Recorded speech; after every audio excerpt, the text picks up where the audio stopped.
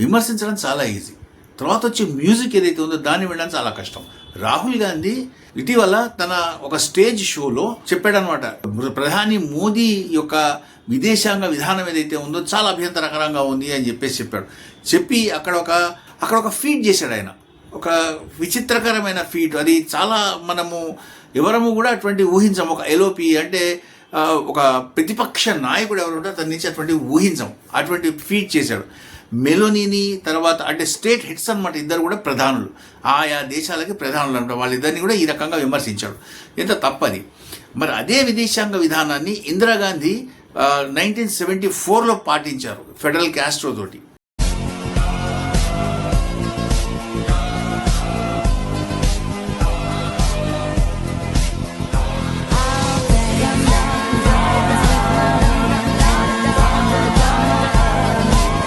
మరి దీన్ని ఏమంటారు?